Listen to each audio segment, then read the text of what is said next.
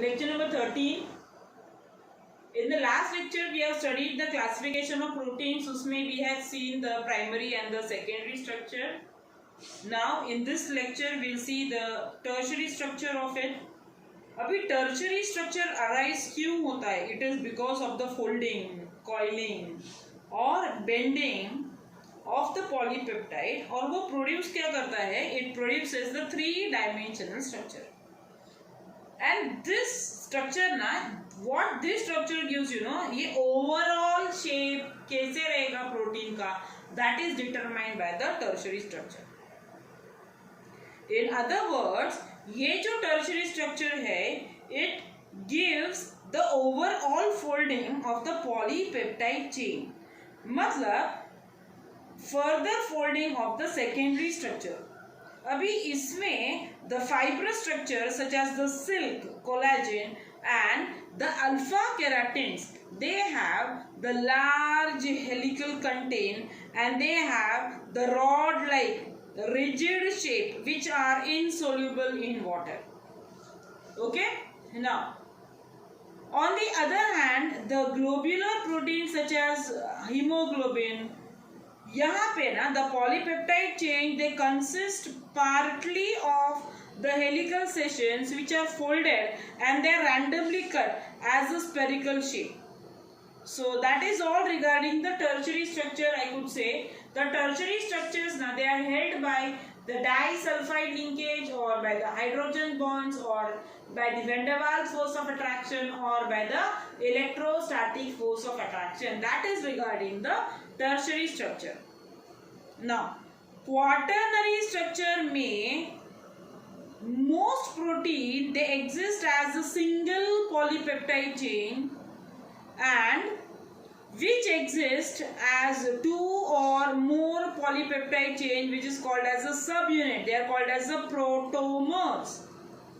Now they are held by either hydrogen bonding, again by van der Waals force हो सकता है, इसमें electrostatic force हो सकता है. Okay, where the best example of the protein which has a quaternary structure is hemoglobin. And what does hemoglobin do? It transports the oxygen from the lung to the cells and carbon dioxide from the cells to the lungs through the bloodstream. Now it is an aggregate of 4 polypeptide chains and 2 identical alpha chains and 2 identical beta chains. Now these 4 subunits they lie more or less as the vertices of a regular tetrahedron. So that is all regarding the quaternary structure. So this is the classification of the proteins. Now is classification may this may also come in the exam के explain the secondary structure of it. And remember अभी ये classification में the structure now it becomes more and more complex. Okay, I'll send you the pics of it. So just on the group. Okay, so just go through it today. Now the next denaturation of protein also it was asked in the exam. Denaturation of protein. I'll explain this to you. What do you mean by denaturation of proteins? Listen, it is a process which change the physical and the biological properties of the proteins without affecting the chemical composition of a protein. That is called as denaturation. I repeat what I said. The process which changes the physical and the biological properties of the proteins, it won't affect the chemical composition. It is called as the denaturation. Now, denaturation is caused by certain physical or the chemical treatment, such as there is some change in the pH, उसका temperature change हुआ. So, what will it do? The change in pH ना, it will affect the hydrogen bonding. For example, ये जो polypeptide है, polylysine, it is composed of amino acid that is lysine. Okay, acidic medium में क्या होता है? It gets protonated, वो positive हो जाता है, and then they will repel each other, so they get uncoiled.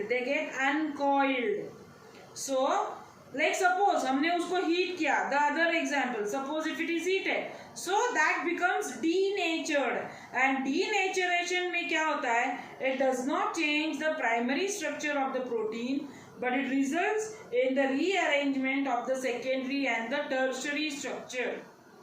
So protein denaturation, it may or may not be reversible. For example, now see, listen, the most very common example of denaturation, it is the coagulation of egg albumin, which is present in the white egg white में जो present होता है. Now the protein which is present in the egg white, they are globular and they are soluble.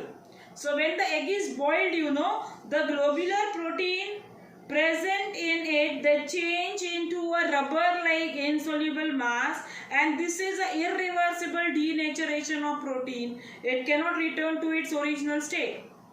The next example we can say it is the curdling of milk. Curdling of milk is the other example of denature of protein, and it is caused by the formation of lactic acid by the bacteria which is present in the milk. That is denaturation.